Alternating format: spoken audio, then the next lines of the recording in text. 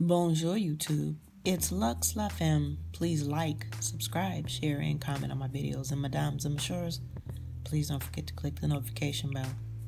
As I am on the journey of healing from my experience with the narcissist,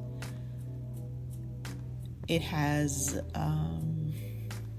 opened me up to reflection. And as I look back in my life, there's been a narcissist in my life, most of my life. Unfortunately, the beginning of my life, into my adolescent life and my teenage life and my early adulthood, I was subjected to a narcissist. There was a lot of gaslighting, lying, manipulation, a lot of jealousy, a lot of sabotaging. And it was from a person that is really supposed to love me. And so I received the message of distortion when it came to me and love and being worthy. And one thing I've learned is that under those circumstances, in those conditions, your brain will do what feels best. But that's not always what's best for you. The brain wants familiarity and the brain wants calm, even if that means subjecting yourself to a violent situation. Because if you grew up that way, was raised in that, that's what your brain knows until you take the time to rewire it. And if you want to live a life of true peace, tranquility, grace, and prosperity, that's where you have to start. It begins inside. That is the true heart of the church. The internal, the self-reflection, the relationship with your higher power. That's how you change and you grow. When you allow yourself to make the mistakes and you make them with love and kindness towards yourself, understanding that you're learning something new. One of the major lessons I've learned in surviving a narcissist is narcissists do not like a person who owns their truth down to their DNA. The beauty of the truth, the ugliness of the truth, but the truth. See, narcissists use your shame as a weapon against you. Uses your shame as a weapon against you. Not only does they use your shame, but they use your pathological need to be loved like an AR assault rifle.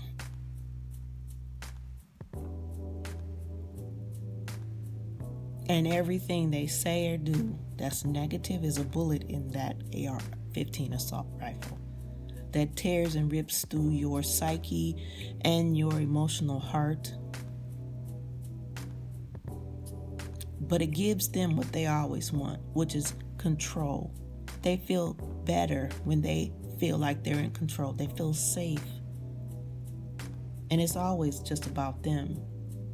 But they're constantly in a state of influx.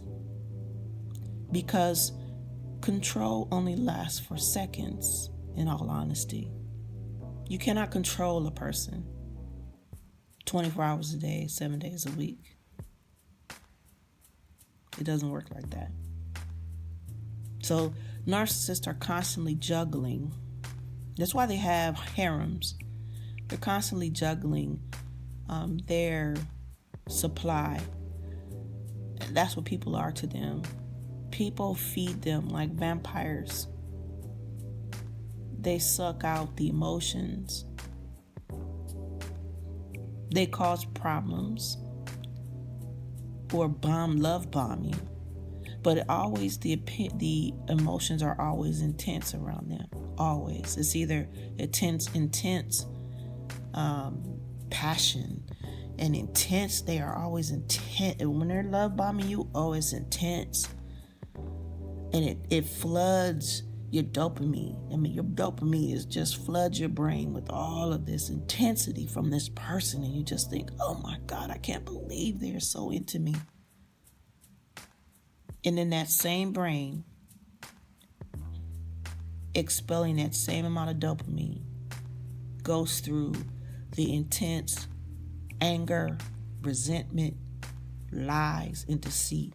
Your brain still sends off dopamine. Your brain doesn't know the difference between these intense feelings. You do. And it's because of those intense feelings that keeps you tethered to this person, trauma bonded to this person. So I'm going to read from Psych Central. There is a question that was posed that what happens when a narcissist tells a lie. Then we're going to talk about a narcissist and their lies in these YouTube streets. And then we're going to talk about my experience. So, what happens when a narcissist tells a lie? The narcissistic calculation is a different algebraic equation. A narcissist lie also comes from his or her sense of self. The difference is that their life has become a lie. When their life becomes a lie, their lying is different. Different because their sense of self is different. The lie is not inconsistent with their sense of self. For them, the lie is a necessity to preserve what they regard as a self. That self, however, is a set of defenses, not internalized values. That set of defenses stand as armed guards against a horrible cauldron of self-loathing of which they are mostly unaware. And the defenses keep them unaware of their emotional pain that would otherwise swallow them up, or so they believe. The secrets, the layers of lies, become a fragile house of cards. The self they have built from those lies can easily cave in on itself under the weight of truth. The narcissist is operating from a place of defense all of the time. The lie is more of a PR stunt, a marketing ploy, rather than a cohesive, integrated set of values. The narcissistic personality is more of a storefront designed to hide that there isn't anything there. They can't ever let down their guard and let anyone in. There is no true capacity for intimacy. They cannot invite you into the store because the store is full of empty, discarded garbage. They want you to buy the fiction that the storefront is so dazzling you wouldn't need to come inside. Nothing to see here. Move along. They may have tons of friends, be the life of the party, but no one knows the whole story. There will be gaps in their stories and in their lives. They are marketing a self they want you to believe. They need you to believe the storefront is the store. These days, that can manifest as a carefully curated Facebook page or Instagram feed. If they are convincing enough to others, then maybe, just maybe, they can believe it too. They don't experience it as manipulation or lying, not exactly. They feel it is necessary for survival, psychological survival. Intimacy is too threatening because you would want to come inside and have a look. They can't afford that risk. What you don't see, true humility and remorse for mistakes made, that takes self-reflection and honesty. If they have a public downfall that they can't totally deny, they will simply be the after and the before and after study. Voila, transformation. Look more closely. And you will see they take no ownership in their struggle because there is none. I had to lie. You see, circumstances were just, it only makes sense for me to lie. External conditions force me to lie. I would be stupid not to. What they are not saying is that their lie is an outgrowth of internal conditions, or that it violated their values. There is no accountability for lying because they aren't taking accountability. They are telling you they will find a rationale to lie in the future. And they will lie to you. The other person is so ridiculous / stupid / unreasonable. They left me with no other choice. They put the responsibility for lying on the other person. They made me do it. Again, you see the lack of accountability coupled with the denigration of the other. I am protecting someone by lying to them. If they knew the truth, it would hurt them. Not that everyone needs to know every thought or fact about our lives. However, the narcissist will mislead, omit, or outright lie about huge aspects of their lives and tell themselves they are protecting people, not hurting them. All of these excuses reflect an impoverished and distorted sense of self. Paradoxically, they aren't lying, not exactly. They are speaking the truth of who they are. Now that was written by Catherine Fabrizio, and the title of the blog is The Good Daughter Syndrome. It's on Psych Central, psychcentral.com. And to me, as I read that, I thought that is the most poignant, most down-to-earth way to describe a narcissist's lies. They lie for the sake of lying to protect that self that was fractured when they were babies, when they were young, to protect that precious little one who was beat down, was abused. It reminds me of that movie with Vincent D'Onofrio and Jennifer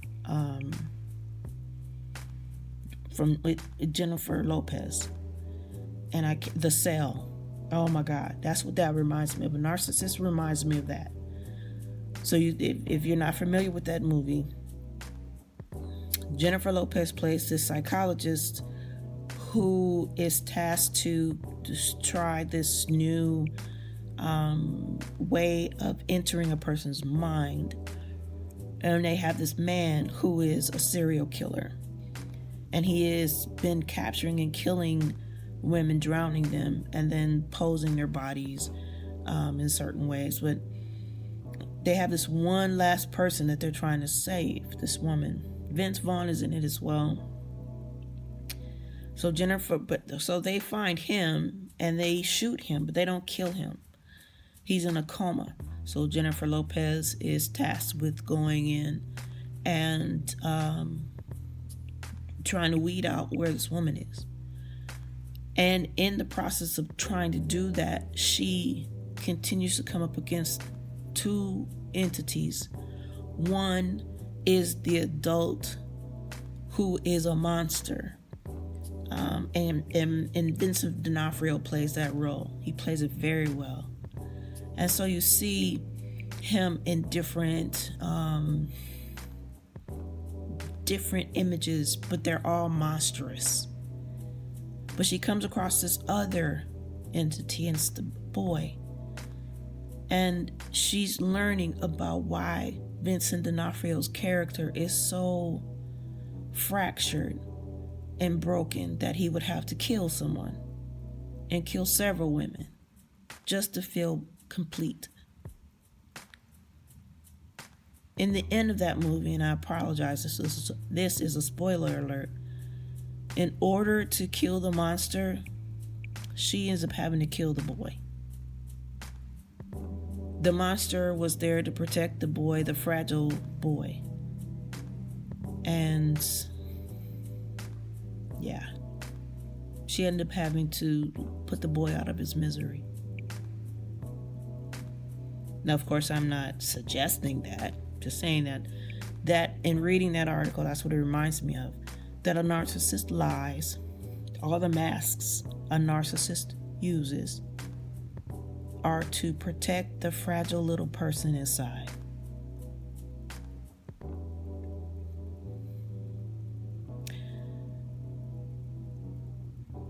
But that doesn't mean it's your job to save that narcissist. The thing that our emotional minds continue to lie to us about is that our love can fix a narcissist. Your love can fix you. And that's where your love should be concentrated, on you. Your love of self fixes you. It does not fix anyone outside of you. So we have to get past that lie that we're told. And that's a Hollywood lie.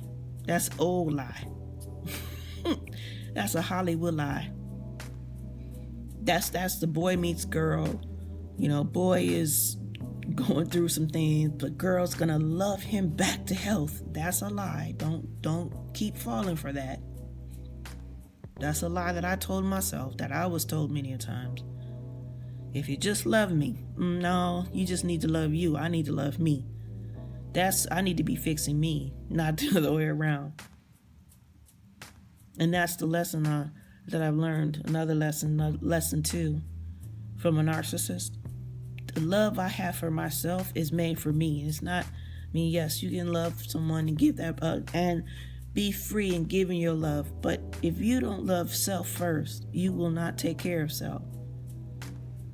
And if you continue on the road of the lie that you've been told, and the lie that you literally believe as a belief, you will continue down the path of meeting people that mean you no good.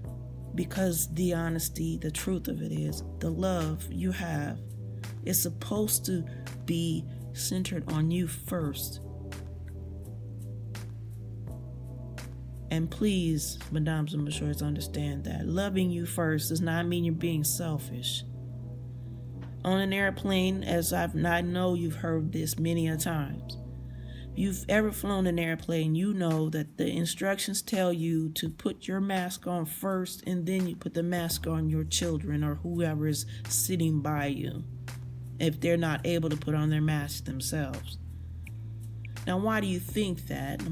Again, it's really obvious in my opinion, and I don't mean any disrespect, but you got to put the mask on first, because if there's any cabin pressure and the air is suddenly sucked out, you putting your mask on someone else is not going to keep you alive.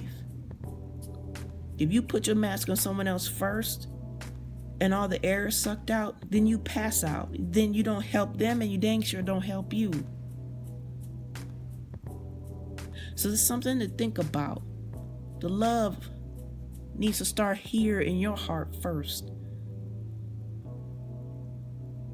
And when you do that and deal with and admit to truths about yourself, your areas of opportunity, you are less likely to be manipulated by toxic people, by narcissistic people. Now, as always, I talk about a story in the YouTube streets, and a person that I've never talked about that to me seems to have narcissistic tendencies is Jeffree Star. To me, Jeffree Star is very problematic. He constantly creates drama to perpetuate his name in people's minds. He swears up and down he is not about drama, but he's always in the middle of drama. He's in the middle of drama now, and guess who with? James Charles again. Why? Because James Charles, when in talking about Charli D'Amelio, was addressing his disgust with Trisha Paytas, who's a whole nother situation. And yet, Jeffree Star, who uses so many filters, I mean, come on. He uses so many filters that how people could buy his makeup is just amazing to me. I wouldn't touch his makeup because how do you know if these makeup really does work? People swear up and down by his palettes. I don't see it. But now, he's in the middle because he chose to be, and the reason why is because he needs that supply. Now, he might not be a full-blown narcissist, but he's got some criterion. He needs the supply of other people. That's how he gets off. And come to find out, he's getting ready to launch, some more makeup. So how else? How perfect is this? Remember when we talked in the article, it talked about how Narcissist is more of a marketing PR stunt.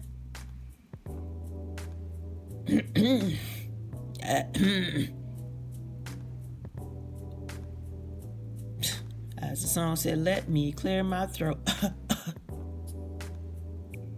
Just saying. So now I'll end this with my story. So the narcissist, the first narcissist I was ever had the misfortune of having no other choice but to be around, will constantly tell me three things. I was stupid, I would never be anything in life, and that I was ugly. And I heard this all the way up into my early 20s. Now, if I could get away from this particular person, that's what I would have done, which is what I have done. I don't go around this person that much. I choose to give that person a call when I'm feeling extra particularly, gracious. Because that's what it takes, grace, to deal with a person that is a narcissist, but you don't have a choice but to be around until you become an adult. So I didn't have a choice to be around this person. So I heard this a lot in my life, and it caused me a great amount of stress all the time. When I got older, had my 2 kids, I went to a therapist. And in working with a therapist, because I wanted different from my life, and I wanted different from my children's lives. So I knew I had to make some choices and some decisions, and I just didn't know how to do that. But I had to make a change. So anyway, I went and found this therapist, or the therapist was recommended to me. And she helped me come to some conclusions. One, I was very intelligent. I knew I needed to get off of public assistance, and I knew I needed to choose a career that get me off of public assistance. And I actually researched which one that was going to get me the most bang for my buck. So it was either going to be nursing or it was going to be information technologies. I wasn't into blood, so I went for information technologies. And within, I went to school for a year, interned for a year, had a full-time job. After that, enough for me to buy a house. So much for me being stupid. Also, that I would never be anything. Yeah, so that pretty much killed 2 birds with 1 stone. The other thing of me being ugly, oh my gosh. Now this person often says now that I post too much. And what I like to do with my pictures is apply makeup, and then I have an app on my phone that turns my picture into a painting. Turns me into a work of art. And I love it. They, on the other hand, don't.